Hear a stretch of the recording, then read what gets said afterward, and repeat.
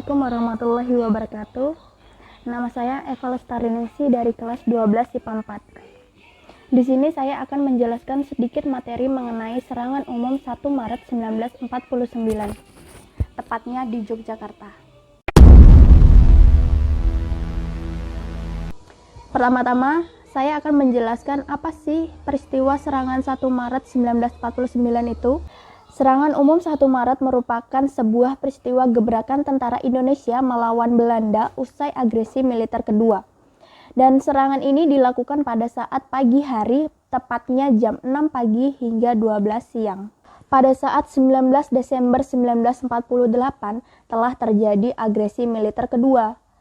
Terkait hal tersebut, sesungguhnya sikap tokoh-tokoh Republik Indonesia terbagi dua. Yang pertama, ada tokoh-tokoh pemerintahan, yaitu Soekarno, Hatta, dan Agus Salim. Mereka secara umum membiarkan diri mereka ditangkap oleh Belanda. Hal itu tentunya adalah sebuah strategi politik Indonesia. Dan yang kedua, pihak militer, yaitu Jenderal Sudirman yang tetap melawan dan berjuang mempertahankan kemerdekaan Indonesia melalui perang gerilyanya. Namun ternyata ada juga tokoh pemerintahan yang tidak ditangkap oleh Belanda, yaitu Sultan Hamengkubuwono IX. Belanda mengira bahwa sang sultan dapat bekerja sama dengan Belanda, namun ternyata salah besar. Setelah agresi militer kedua dilancarkan, Belanda menyebarkan isu-isu yang tidak tepat terhadap Indonesia. Tentu saja Sultan Hamengkubuwono IX tidak tinggal diam. Jadi, apa sih isu-isu yang disebarkan Belanda terhadap Indonesia? Pihak Belanda yang waktu itu dipimpin oleh Jenderal Schuur mengatakan bahwa Belanda telah menguasai Indonesia dan Indonesia telah kalah. Mengetahui hal tersebut, Sultan Hamengkubuwono IX tidak terima. Ia mengatakan bahwa Indonesia masih berdiri dan akan melawan balik. Sultan Hamengkubuwono IX pun merencanakan sebuah penyerangan terhadap Belanda. Dengan tujuan ia ingin mempertunjukkan kepada dunia bahwa Indonesia masih berdiri dan akan terus berjuang. Di awal tahun 1949, Sultan Hamengkubuwono IX membuat gagasan dan kemudian mengirim surat kepada Jenderal Sudirman guna memberitahu gagasannya tersebut. Kemudian Jenderal Sudirman menyetujui gagasannya tersebut dan mengatakan untuk segera berkoordinasi dengan Letkol Soeharto. Tidak lama kemudian, Sultan Hamengkubuwono IX dan Letkol Soeharto bertemu. Di pertemuan ini, Letkol Soeharto menyanggupi untuk memimpin serangan yang digagas oleh sang sultan. Yogyakarta 1 Maret 1949. Saat itu masih dini hari ketika tentara-tentara Indonesia mulai bersiap mengadakan serangan. Sesungguhnya sudah sejak 2 minggu sebelumnya tentara-tentara Indonesia telah masuk ke Yogyakarta secara bertahap dan mereka menyamar dan bersembunyi menunggu hari ini. Pukul 6 pagi, sirene yang biasanya dibunyikan oleh Belanda pun terdengar di seluruh kota. Bagi tentara Indonesia, sirene itu menandakan waktu untuk menyerang. Sekitar 2.000 prajurit pun menyerang dari berbagai arah. Dari arah utara dipimpin oleh Mayor Kusno, dari arah selatan dipimpin oleh Mayor Sarjono, dan dari arah timur dipimpin oleh Mayor Sujono, dan yang terakhir dari barat dipimpin oleh Mayor Vence Sumual. Belanda kaget bukan main. Belanda pada saat itu tidak menyangka akan terjadi serangan ini. Dan menariknya, rakyat pun ikut membantu tentara Indonesia pada saat itu. Dan saat jam 12 siang, sesuai arahan dari Letkol Soeharto, serangan dihentikan dan para tentara kembali menarik diri. Tahu nggak sih kenapa serangan umum 1 Maret 1949 dilakukan pada saat siang hari, padahal pernah dilakukan penyerangan sebelumnya ke Yogyakarta tetapi dilakukan saat malam hari? Dan ingat, jawabannya adalah karena tujuan mereka. Tujuannya adalah untuk menarik perhatian dunia. Pihak Belanda juga tidak akan siap dengan serangan fajar. Ketika serangan ini berakhir, berita penyerangan pun disiarkan di stasiun radio di Sleman, Yogyakarta, dan kemudian dikirim dan diterima oleh PDRI di Bukit Tinggi. Dan disitulah berita diteruskan ke Myanmar hingga ke India, dan di India berita dapat disiarkan lebih jauh hingga sampai ke New York, Amerika Serikat, di mana markas PBB berada. Dari siaran radio tersebut, dunia semakin memberikan perhatian dan simpatik kepada perjuangan mempertahankan Republik Indonesia. Moral prajurit dan rakyat pun ikut terangkat. Mereka semua optimis kalau keadaan akan semakin membaik. Dan itulah akhir dari serangan umum 1 Maret 1949. Dan sekarang saya akan menyimpulkan penjelasan yang telah saya berikan tadi. Yang pertama, serangan umum 1 Maret 1949 itu dilatar belakangi isu yang disebarkan oleh Belanda yang mengatakan bahwa Indonesia telah kalah melawan Belanda. Yang kedua, tujuan serangan umum 1 Maret itu adalah untuk menunjukkan kepada dunia perihal eksistensi Indonesia dan kegigihan Indonesia dalam perjuangan mempertahankan kemerdekaan. Ketiga, serangan umum 1 Maret 1949 itu adalah serangan fajar yang dilakukan di berbagai penjuru Yogyakarta yang mengagetkan pihak Belanda. Dan yang terakhir, pada akhirnya tujuan serangan umum 1 Maret 1949 berhasil dan dunia internasional menaruh perhatian dan simpatik kepada Indonesia. Sekian dari saya, kurang lebihnya mohon maaf. Wassalamualaikum warahmatullahi wabarakatuh. Satu orang aja lah. Assalamualaikum warahmatullahi wabarakatuh. Saya Andri Ramadan kelas 12 IPA 4. Saya Muhammad Rizky. Saya Rian Arisandi. Saya Maesa Dwi Chandra dari kelas 12 IPA 4. Agresi militer Belanda pertama. Militer Belanda di Jawa dan Sumatera terhadap Republik Indonesia yang dilaksanakan dari 21 Juli 1947 sampai Agustus 1947. Operasi militer ini merupakan bagian dari aksi polisional yang diberlakukan Belanda dalam rangka mempertahankan penafsiran Belanda dan perundingan Linggajati. Dari sudut pandang Republik Indonesia, operasi ini dianggap merupakan pelanggaran dari hasil perundingan Linggajati.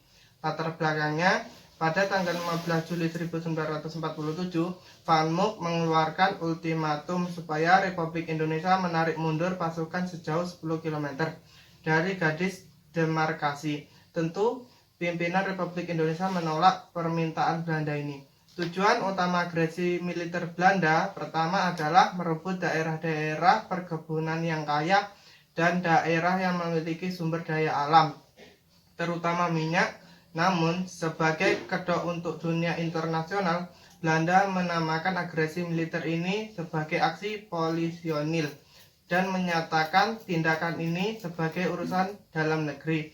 Letnan Gubernur Jenderal Belanda DRH J. Van Mook menyampaikan pidato radio di mana dia menyatakan bahwa Belanda tidak lagi terikat dengan persetujuan Linggajati. Pada saat itu, jumlah tentara Belanda telah mencapai lebih dari 100.000 orang dengan persenjataan yang modern, termasuk persenjataan berat yang dihibahkan oleh tentara Inggris dan tentara Australia. Dimulainya operasi militer. Konferensi pers pada malam 20 Juli di istana, di mana Gubernur Jenderal H.J. Van Mook mengumumkan pada wartawan tentang dimulainya aksi polisionil Belanda pertama baru. Serangan di beberapa daerah seperti di Jawa Timur bahkan telah dilancarkan tentara Belanda sejak tanggal 21 Juli malam. Sehingga dalam bukunya J.A. Moore menulis agresi militer Belanda 1 dimulai tanggal 20 Juli 1947. Belanda berhasil menerobos. Belanda dimasukkan ke dalam agenda Dewan Keamanan PBB yang kemudian mengeluarkan resolusi nomor 27 tanggal 1 Agustus 1947 yang isinya menyerukan agar konflik bersenjata dihentikan. Dewan Keamanan PBB de facto mengakui eksistensi Republik Indonesia. Hal ini terbukti dalam semua resolusi PBB sejak tahun 1947. Dewan Keamanan PBB secara resmi menggunakan nama Indonesia dan bukan Netherlands Indies sejak resolusi pertama, yaitu resolusi nomor 27 tanggal 1 Agustus 1947. Kemudian resolusi nomor 30 dan 31 tanggal 25 Agustus 1947, resolusi nomor 36 tanggal 1 November 1947, serta resolusi nomor 67 tanggal 28 Januari 1949. Dewan Keamanan PBB selalu menyebutkan konflik antara Republik Indonesia dengan Belanda sebagai the Indonesian Question. Atas tekanan Dewan Keamanan PBB, pada tanggal 15 Agustus 1947, pemerintah Belanda akhirnya menyatakan akan menerima resolusi Dewan Keamanan untuk menghentikan pertempuran. Pada 17 Agustus 1947, pemerintah Republik Indonesia dan pemerintah Belanda menerima resolusi Dewan Keamanan untuk melakukan gencatan senjata. Dan pada 25 Agustus 1947, Dewan Keamanan membentuk suatu komite yang akan menjadi penengah konflik antara Indonesia dan Belanda. Komite ini awalnya hanyalah sebagai Committee of God Office for Indonesia, Komite Jasa Baik untuk Indonesia, dan lebih dikenal dengan Komisi Tiga Negara (KTN), karena beranggotakan tiga negara, yaitu Australia yang dipilih oleh Indonesia, Belgia yang dipilih oleh Belanda, dan Amerika Serikat sebagai pihak yang netral. Australia diwakili oleh Richard C. Kirby, Belgia diwakili oleh Paul van Zillen, dan Amerika Serikat menunjukkan Dr. Frank Graham. Sekian dari kelompok kami. Wassalamualaikum. Militer Belanda 1 dimulai tanggal 20 Juli 1947. Belanda berhasil menerobos ke daerah-daerah yang dikuasai oleh Republik Indonesia di Sumatera, Jawa Barat, Jawa Tengah, dan Jawa Timur. Fokus pada serangan tentara Belanda di 3 tempat, yaitu Sumatera Timur, Jawa Tengah, dan Jawa Timur. Di Sumatera Timur, sasaran mereka adalah daerah perkebunan tembakau. Di Jawa Tengah, mereka menguasai seluruh pantai utara. Dan di Jawa Timur, sasaran utamanya adalah wilayah di mana tempat terdapat perkebunan tebu dan pabrik-pabrik gula. Pada agresi militer pertama ini, Belanda juga mengerahkan kedua pasukan khusus, yaitu Korps Special Troepen atau KST di bawah Westerling yang kini berpangkat kapten, dan pasukan para 1 di bawah Kapten C.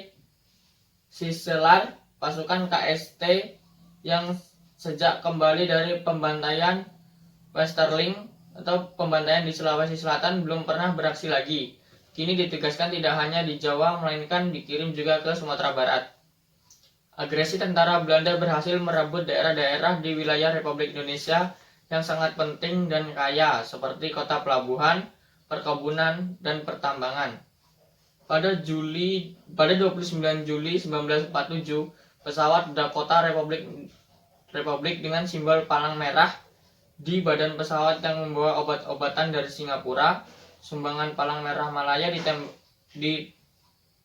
ditembak jatuh oleh Belanda dan mengakibatkan tewasnya Komodor Muda Udara Massa Agustinus Adi Sucipto.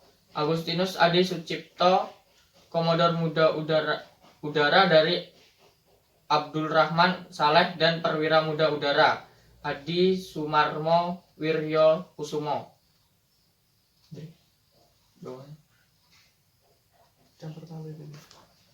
Campur tangan PBB.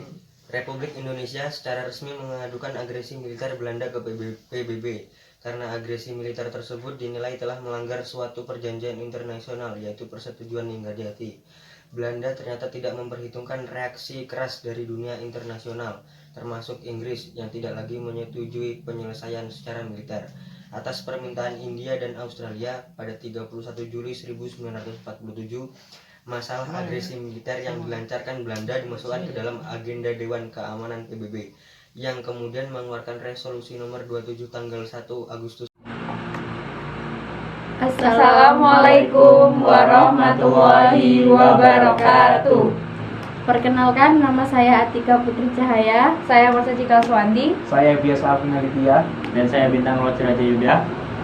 Kami dari 12 IPA 4. Di sini kami akan mendiskusikan tentang serangan umum 1 Maret 1949. Cici, ya, kamu tahu nggak sih siapa pemimpin serangan 1 Maret 1949? Pas tahu dong, nggak tahu nih. Ya, pas tahu. Jadi pemimpinnya itu ada 3. Ya. Yang pertama itu Letkol Soeharto, yang kedua itu Jenderal Sudirman, yang ketiga itu Sultan Hamengkubuwono ke-9. Oke, makasih ya. Ya, sama-sama. Terus, nah ini apa aja sih yang terjadi waktu serangan umum 1 Maret 1949? Nih ya, aku kasih tahu ke kamu. Tepatnya 1 Maret 1949 itu berlangsung serangan serentak besar-besaran di wilayah Yogyakarta dan sekitarnya. Nah, saat itu Yogyakarta menjadi ibu kota Indonesia. Nah, terus perpindahan ibu kota dari Jakarta ke Yogyakarta itu diikuti oleh serangan dari Belanda Sekutu untuk menguasai Belanda. Nah, Bin, kamu tahu nggak apa dampak serangan umum 1 Maret 1949? Tahu? Wah, apa tuh guys? Wah, apa itu? Dampaknya itu seperti 1. Meningkatkan rasa percaya diri rakyat dan TNI. 2. Meningkatkan kepercayaan masyarakat Indonesia kepada TNI. 3. Mendukung perjuangan di diplomasi. 4. Mematahkan moral Belanda. Dan 5. Menunjukkan pada dunia bahwa TNI masih bisa melakukan serangan. Oh, Kalau kamu tahu nggak apa artinya dari serangan umum 1 Maret 1949? jadi arti penting serangan umum 1 Maret 1949 itu baik ke dalam maupun ke luar negeri adalah membuktikan bahwa pejuang Indonesia belum menyerah, memberi kekuatan moral bagi para pejuang kemerdekaan dan menunjukkan ke dunia bahwa Indonesia masih berupaya mempertahankan kemerdekaannya. Wow, hebat sekali Anda. Jadi begitu, demikian penjelasan kami tentang serangan umum 1 Maret 1949. Sekian, terima kasih. Makasih.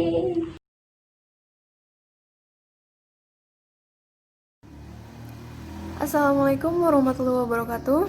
Perkenalkan, saya Salsadila dan kelompok saya ada Angel Karisma, Jumalia Oktavia Nur Aziza, Nia Puspitasari, dan kami dari 12 IPA 4.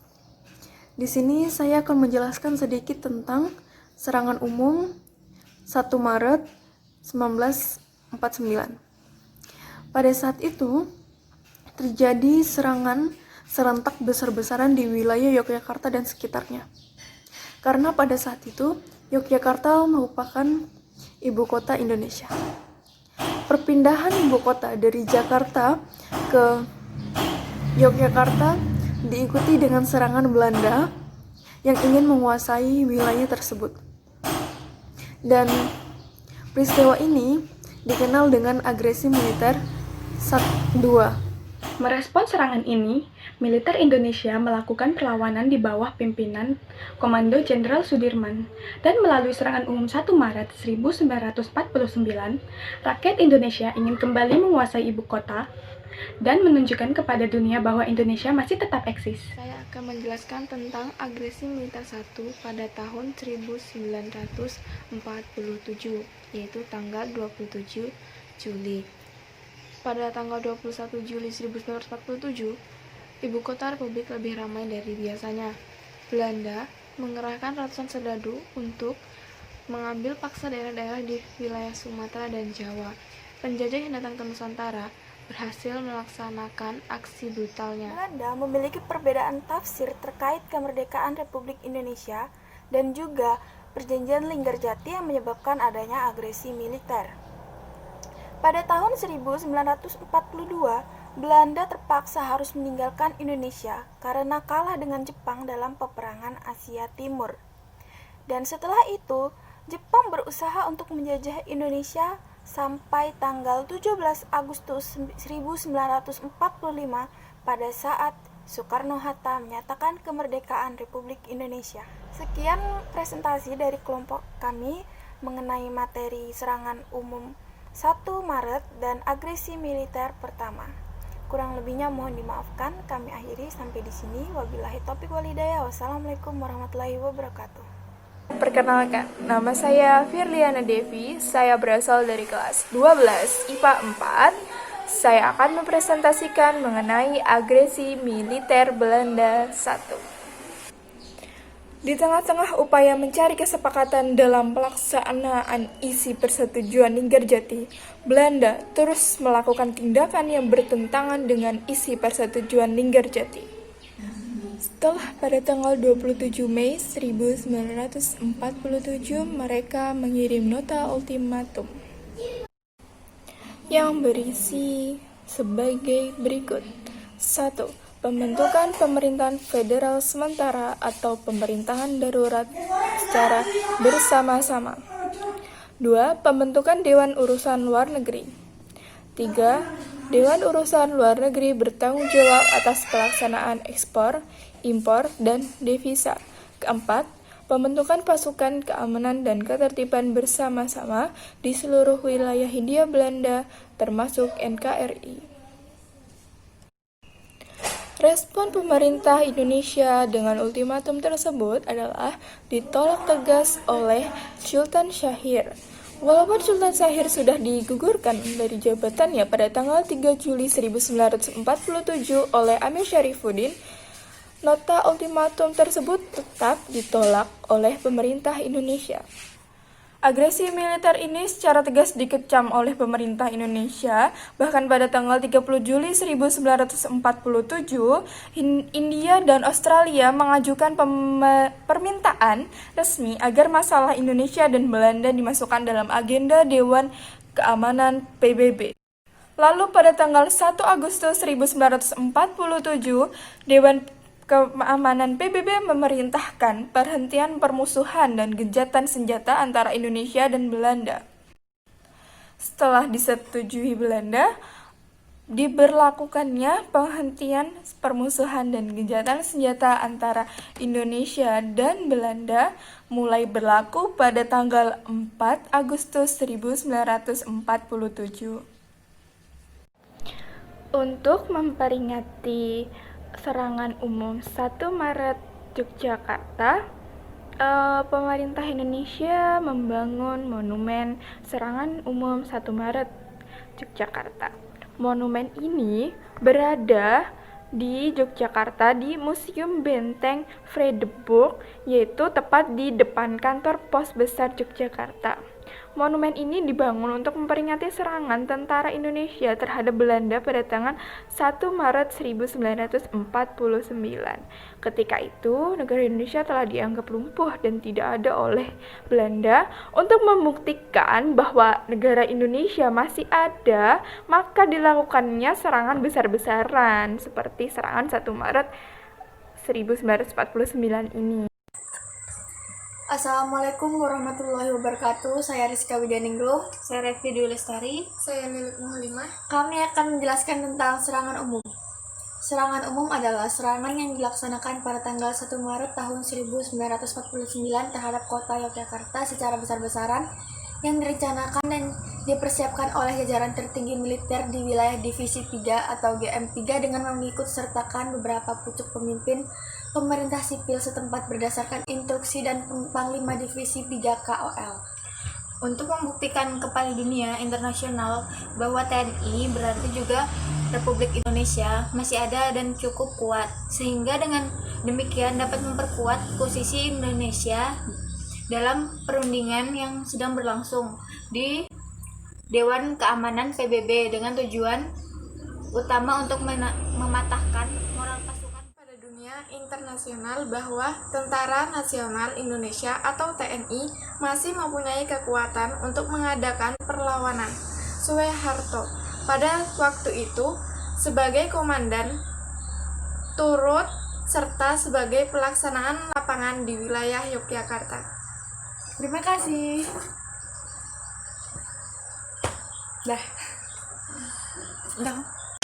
Assalamualaikum warahmatullahi wabarakatuh. Perkenalkan, nama saya Tri Budianto dari kelas 12 IPA 4. Dan nama saya Fikri Ridya Smara Putra. Nama saya Dino Wirgawati Santo. Di sini kita akan mengerjakan tugas sejarah, yaitu menjelaskan tentang serangan umum 1 Maret 1945 dan agresi militer Belanda 1. Yang pertama, serangan umum 1 Maret 1945 adalah serangan yang dilaksanakan pada tanggal 1 Maret 1945 terhadap kota Yogyakarta secara besar-besaran yang direncanakan dan dipersiapkan oleh jajaran tertinggi militer di wilayah Divisi 3 atau GM3 dengan mengikutsertakan beberapa pucuk pimpinan pemerintah sipil setempat berdasarkan instruksi dari Panglima Divisi 3. Terus apa tadi? Untuk membuktikan kepada dunia internasional bahwa TNI berarti juga Republik Indonesia masih ada dan cukup kuat, sehingga dengan demikian dapat memperkuat posisi Indonesia dalam perundingan yang sedang berlangsung di Dewan Keamanan PBB dengan tujuan utama untuk mematahkan moral pasukan Belanda serta membuktikan pada dunia internasional bahwa Tentara Nasional Indonesia atau TNI masih mempunyai kekuatan untuk mengadakan perlawanan. Soeharto pada waktu itu sebagai Komandan Brigade X Wehkreis 3 turut serta.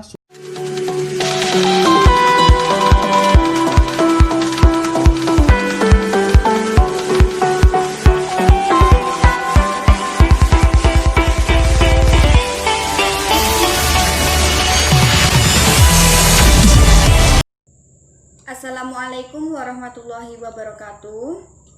Perkenalkan, nama saya Pipit Nur Indasari. Saya Hanifatul Soleha. Saya Mufidati. Di sini kami akan sedikit menjelaskan tentang apa itu serangan umum 1 Maret 1949. Jadi, serangan umum 1 Maret 1949 adalah serangan yang dilaksanakan pada tanggal 1 Maret 1949 terhadap kota Yogyakarta secara besar-besaran yang direncanakan dan dipersiapkan oleh jajaran tertinggi militer di wilayah Divisi 3 atau GM3. Tokoh yang berperan dalam serangan umum 1 Maret 1949: 1. Soeharto, 2. Sudirman, dan 3. Hamengkubuwono ke-9.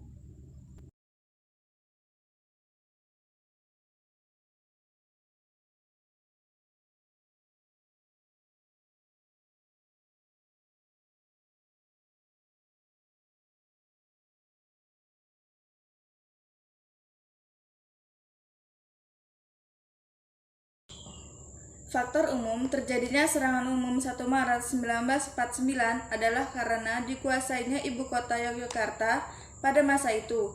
Ibu kota dapat dikuasai karena Belanda melakukan serangan dadakan agresi militer Belanda kedua.